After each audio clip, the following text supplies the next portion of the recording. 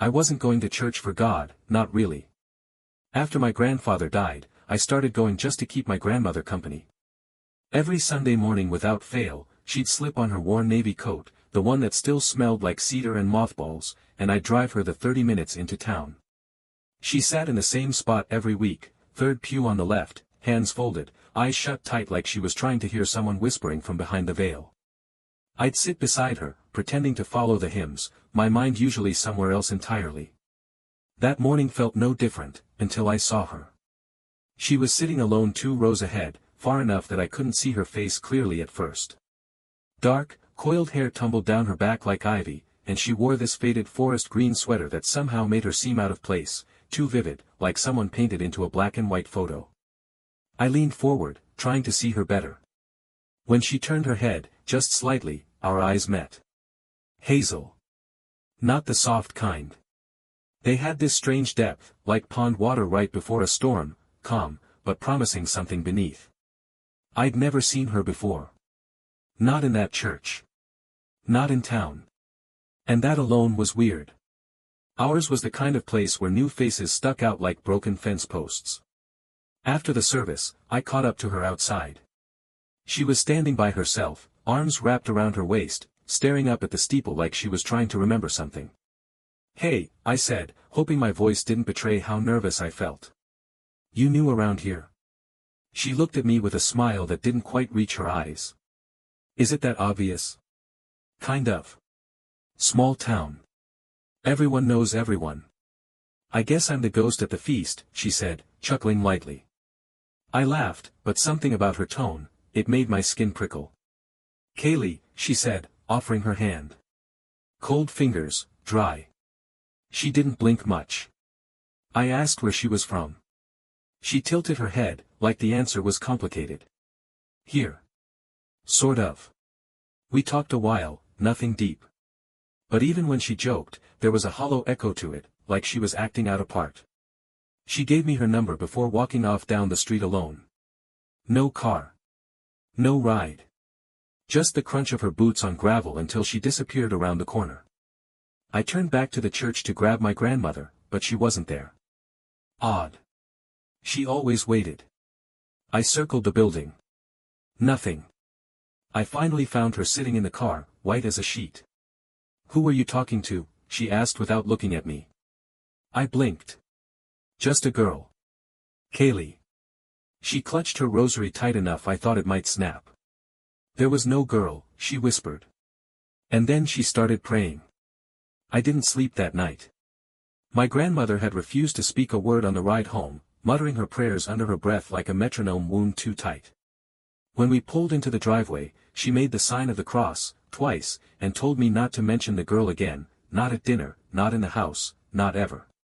She said the air around me felt wrong when I got back in the car. Said there was a chill that didn't belong to the wind. Whatever that meant. I tried to shake it off. Old people get superstitious. She was grieving, after all. And Kaylee had been real, solid handshake, conversation, a phone number in my contact list. Nothing supernatural about it. Or so I told myself. Still, I couldn't stop thinking about the way she'd spoken. Every word Kaylee said had felt rehearsed, like a song she hadn't sung in years but still knew by heart. And her smile, too even, like a mask carved from soft wood. Beautiful, but somehow, off. Around midnight, I caved and texted her. "Hey. It's me from church. You get home okay?" No response. I tried again an hour later. "All good? Hope I wasn't too awkward earlier." Nothing. At 2:13 a.m., I was still staring at the phone when the screen flickered, then went black. Battery full. No warning. It just died. I plugged it in, waited, and when it booted up, something strange caught my eye. My last message to Kaylee was gone. Just vanished. The thread existed, sure, but the second text, the one I'd sent about being awkward, wasn't there anymore. I could have sworn I'd sent it. I checked the call log next. And there it was, an outgoing call I never made, timestamped at 2:07 a.m., to Kaylee's number. The duration read midnight. No ringing. No voicemail. Just silence. I turned off the phone and went to splash water on my face. The bathroom mirror was fogged, which was odd. No hot water had been running. Just a light mist, like someone had been breathing on the glass. I wiped it clean. For a second, I could have sworn there was something behind me in the reflection. Not a figure, exactly, more like a distortion. A ripple in the air, as if the space just behind my shoulder bent. I turned fast. Nothing. Still, I slept with the light on. The next morning, I asked around at church. Played it casual. Asked the priest first, Father Malcolm. He'd been there 30 years, remembered everyone, even the sinners. Dark curly hair, hazel eyes. I said. Sat 2 pews ahead of me. He furrowed his brow. We didn't have any visitors yesterday. Not that I saw. I asked a few of the regulars, ladies with thick coats and thicker gossip. None of them had seen her. Not even the kids from Sunday school. It was like she hadn't existed. Except she had. I opened Instagram that afternoon and there it was, her profile. Sparse. A few photos, no followers. Just one post that caught my eye, a picture of an old, overgrown cemetery. The caption read. Some roots are too deep to pull. The location tag. Nowhere, New Hampshire. I stared at that photo for a long time. The grave markers in Kaylee's Instagram post were worn smooth, stones leaning like tired shoulders in a sea of dead grass. I didn't recognize the cemetery, and I'd lived in that region most of my life. Nowhere, New Hampshire wasn't a real town. Not one with a zip code, anyway. I tapped the location tag. No results. No map. No pin. Just static. That night I dreamt of bells. Not church bells, their tone is warm, welcoming. These were thin and metallic, like wind chimes hanging from bone. They rang in clusters, off rhythm, clattering through mist. I was standing in the woods, and the trees weren't quite trees, more like tall, knotted shadows shaped like crosses, all leaning inward as if they'd gathered to listen. Something was moving between them. Slender, slow, and just out of sight. I woke to find my phone vibrating on the nightstand. 3:03 a.m. It was a text. From Kaylee. Just 3 words. Stop digging. Please. I sat bolt upright, heart pounding. I tried calling. Straight to voicemail. Then the power went out. I don't mean a flicker, I mean everything, lights, heat, phone charger, all dead. The house settled around me like a held breath. I swear I heard footsteps on the porch, just once. One slow creak of old wood. I grabbed a flashlight and padded downstairs. The porch was empty. So was the front yard. But in the snow that had fallen lightly that evening, were bare footprints. Small, narrow. Leading up to the door. And none leading away. I didn't sleep after that. The next morning, I checked her profile again. Gone. No trace. No account. Like the whole thing had been scrubbed. I asked a buddy who's good with tech to try digging, reverse image search on the cemetery photo. Nothing. Not even a close match. But he did find something odd. He enhanced the photo, looked at the tree lean in the background. There was someone standing just behind the last row of gravestones. Barely visible. Just a sliver of a figure. Long dark hair. Hazel eyes. My friend joked that maybe I had a stalker. But I wasn't laughing. Because the figure wasn't facing the camera. It was facing away. Like she had been watching something in the trees. Waiting. I showed the photo to my grandmother. She didn't speak. Just made the sign of the cross and lit a candle. She's not new, she said finally. Not in the way you think. What does that mean? She didn't answer. She just said a name I'd never heard before. Kalina. Not Kaylee. And she said it like it tasted like ash. Kalina, my grandmother said again, slower this time, like she was afraid it might hear her. I'd never seen her look that way, not even when my grandfather passed. There was something brittle behind her eyes, something ancient and afraid. She pulled the rosary from her sweater pocket, not gently, and set it between us on the table. She used to come to this town, she said. When I was young. Much younger than you. I stared at her. You're saying Kalina, was around back then? She didn't answer. Not directly. There was a boy in our neighborhood, Joseph Lefebvre. He was quiet. Kind. Helped at the church every Sunday and brought my mother fresh eggs in the spring.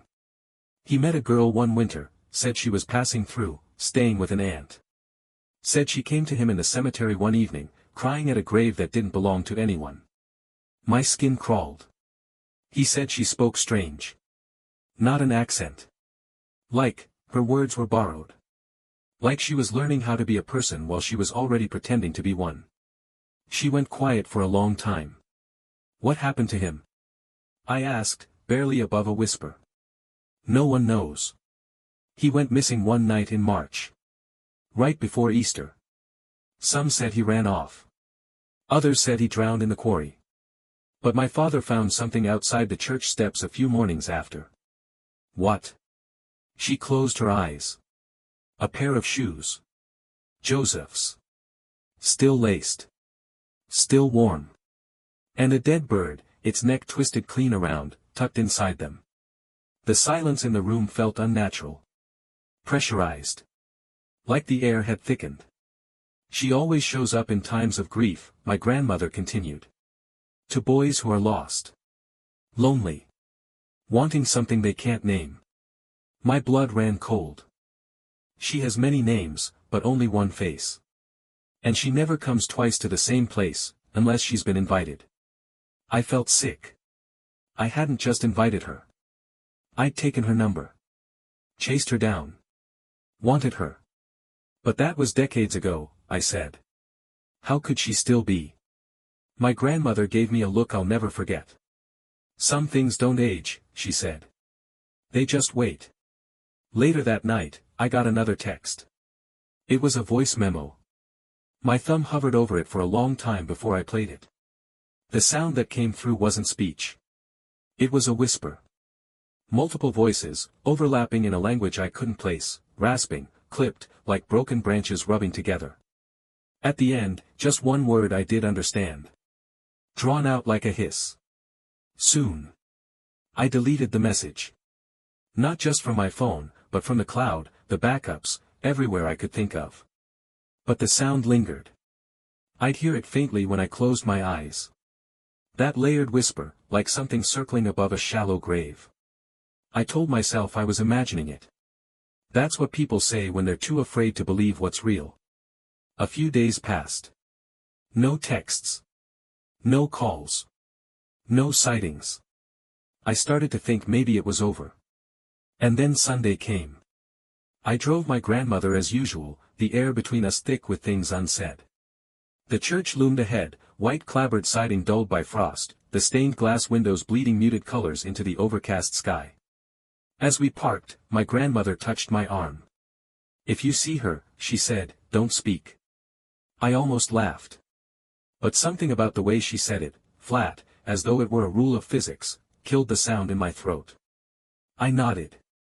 We walked in. And she wasn't there. Not in the pews. Not outside. Not even in the corners where the light doesn't quite reach. I felt both relief and something else, something like disappointment. Which scared me more than anything. After the service, I lingered. I told my grandmother I had to use the restroom and waited until she was gone. Then I went looking. Not for her, I told myself, but maybe for a clue. Something rational. I checked every room. Every hall. The last place I searched was the old stairwell that led to the unused bell tower. They'd sealed it off years ago, after a child slipped and broke his leg. The door was usually locked. That morning, it wasn't. I pushed it open. The hinges let out a moan that sounded too close to speech. The air inside was colder, mustier. I climbed slowly, flashlight on my phone guiding the way. Dust danced in the beam, and each step creaked like a breath held too long. At the top, I found the bell, black with age, a rope still dangling from it like a spine. And beside it, on the floor, was a photograph. It was old. Black and white. curled at the edges from time. But the face in it stopped my heart cold. Kaylee. Same hair. Same eyes.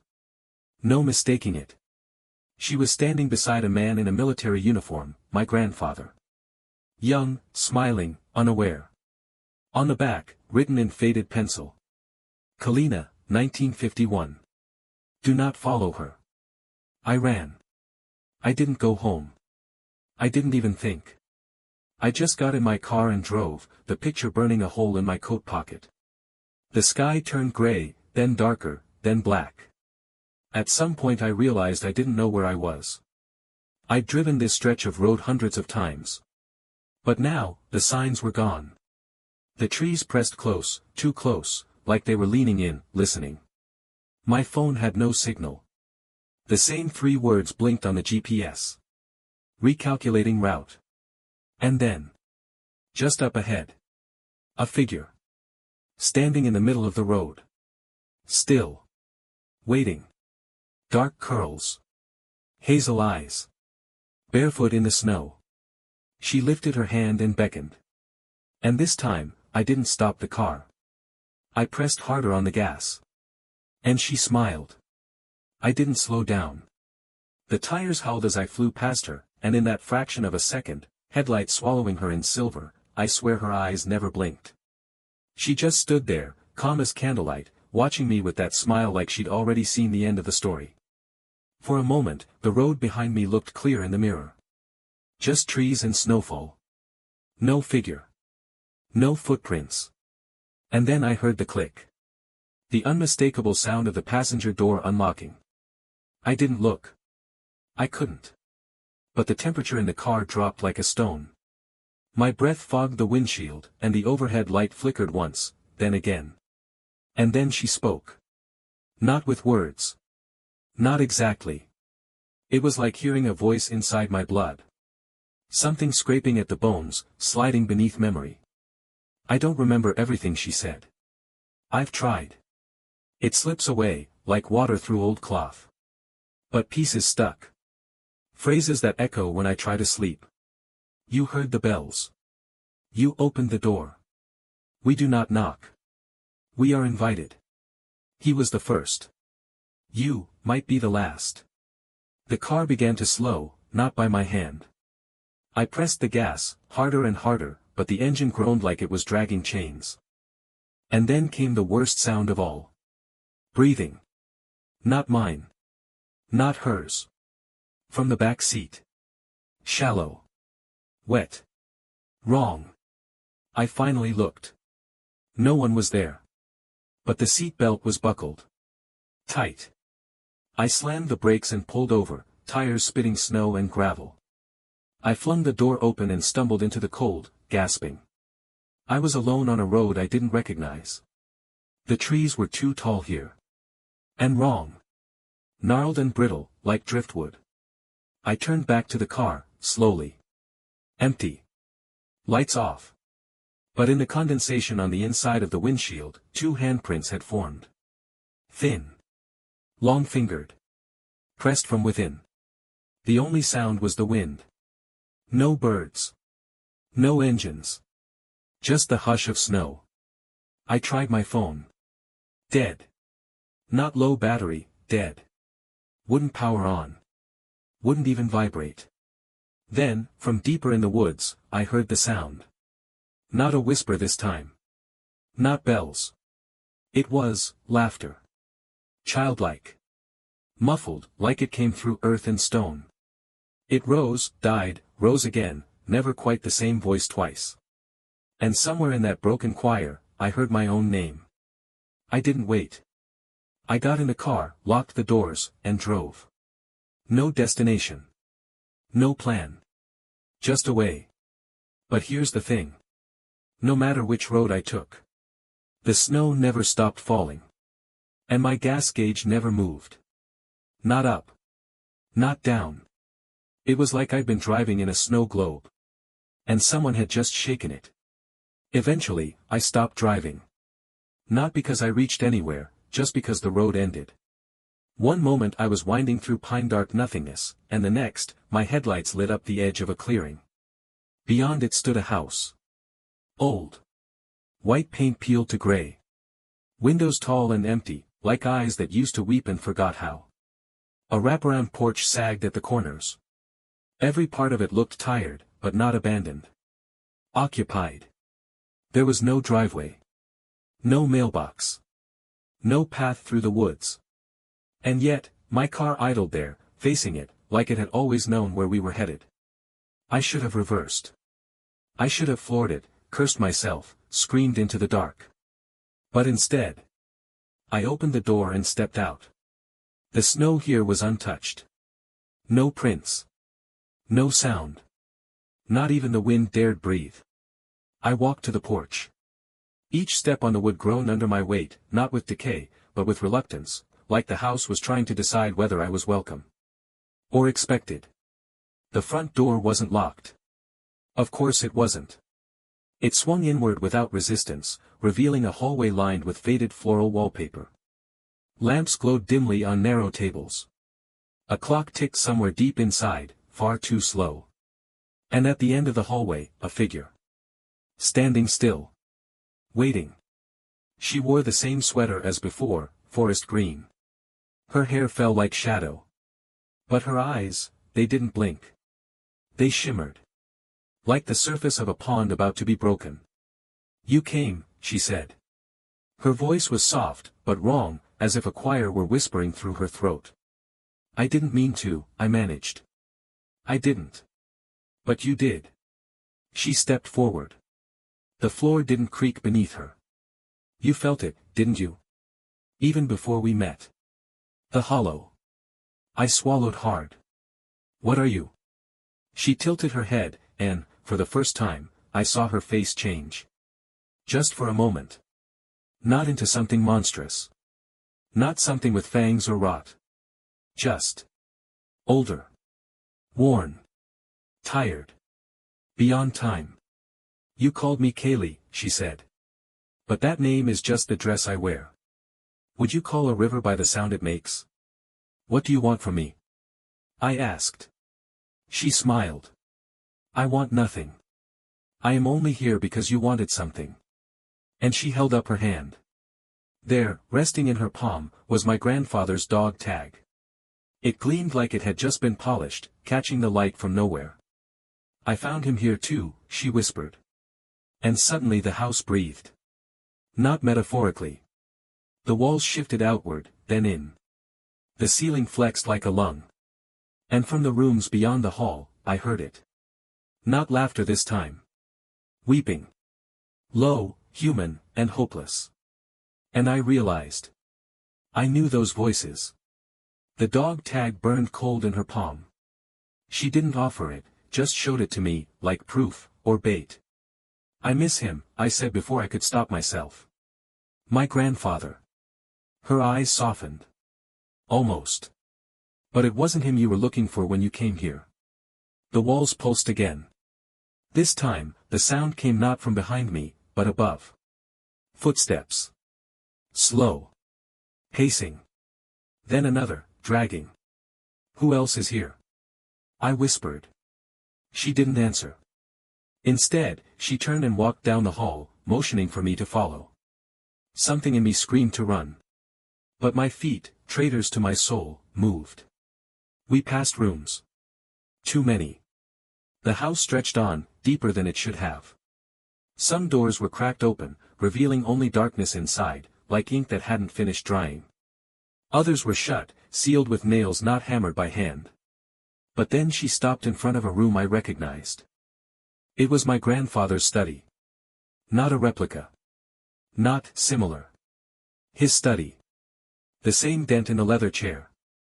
The faded calendar still frozen on July 2003.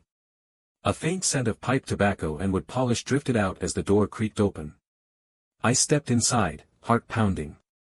On the desk sat a photo of me as a child, the one where I'm holding my first fishing rod, smiling with one front tooth missing. It shouldn't be here. None of it should. I turned to Kaylee, Kalina, whatever she was. "What is this place?" "A house of held things," she said. "Memories, names, griefs too heavy to carry." Her voice grew softer. You brought it with you. All of it. I wanted to scream. To shatter the lamp. Tear down the walls. But instead, I asked the only question that mattered. Can I see him? She didn't answer. Just walked back into the hallway. I followed. At the end of the hall was a door unlike the others. Not wood. Not metal. It looked like it had been grown. Knotted branches twisted into a frame. Bark like aged bone. In the center, a small keyhole, dark as an eye socket. She stepped aside. It only opens for those willing to lose something. What does that mean? Another smile. Another silence. I reached for the doorknob. Cold. Damp. And as I touched it, I heard it again. That voice. My grandfather's. Don't. It came from the other side. Muffled, desperate. Please, don't open it. I froze. Because the last time I heard his voice like that was when he was dying. Not from pain, but fear. I hadn't understood it then. But I did now. I turned to her. What's behind this door? She leaned in, her breath cool against my ear. You. The door pulsed beneath my hand, like something behind it had a heartbeat, or worse, was trying to match mine. Still, I turned the knob. The branches unwound with a soft cracking sound, like ribs parting after too long in silence. The door opened inward, and with it came a breath of air that smelled like winter-burned leaves and wet stone. Inside was a room I knew, but had never seen before. It was made of moments. A nightlight shaped like a crescent moon, the one I'd had until I was 6. The corduroy jacket I lost in 8th grade. A chair that looked just like the one in my childhood home, patched at the arm, sagging slightly on one side. And in the center. A man sat in shadow. Still. Slumped.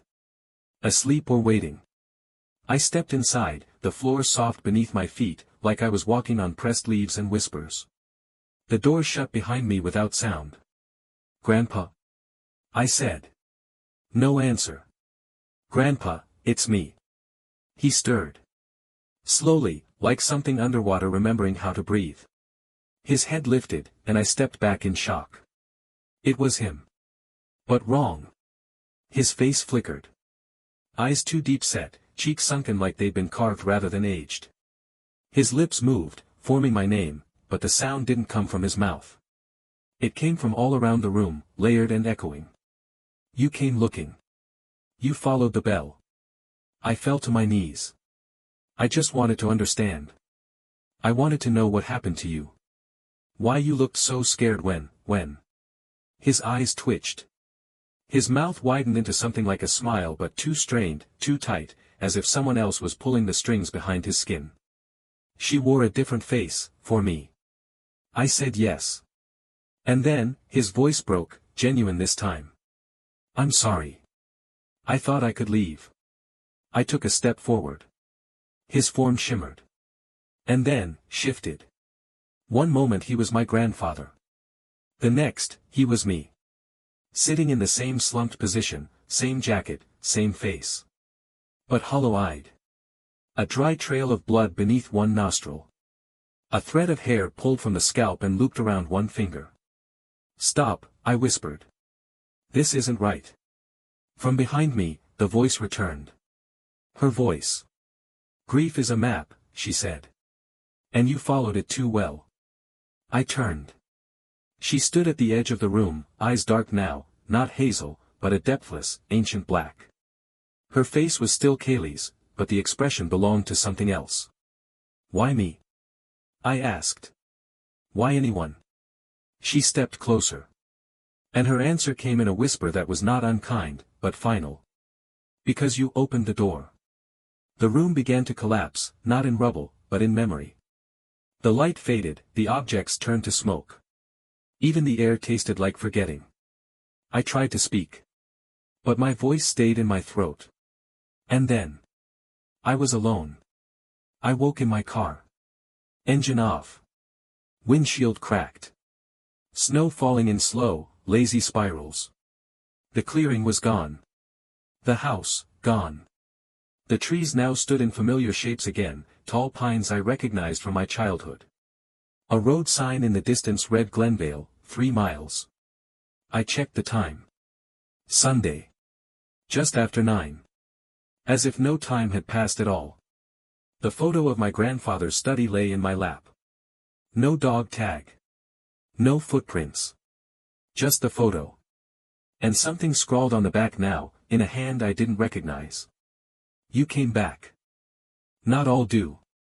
When I returned home, my grandmother met me at the door, eyes red, rosary clutched so tightly her knuckles had gone white. I prayed for you, she whispered. I didn't ask how she knew. Some truths don't need speaking. I went back to church the next week. Alone. She wasn't there. No girl in green. No whisper in the hall. But when the choir began to sing, I heard a note beneath the harmony. A single, low tone. Like a bell. I turned. Just for a second, in the corner of the room, I saw her. Watching. Not smiling. Not moving. Just, waiting. She didn't speak. She didn't need to. Her eyes said it all. I know where you live now. I deleted her number. Smashed the phone. Switched towns. Doesn't matter. Sometimes I see her in crowds, just a glimpse. A flash of green. A head of dark curls ducking around a corner. Sometimes I dream of rooms that don't exist. Of doorways growing from trees.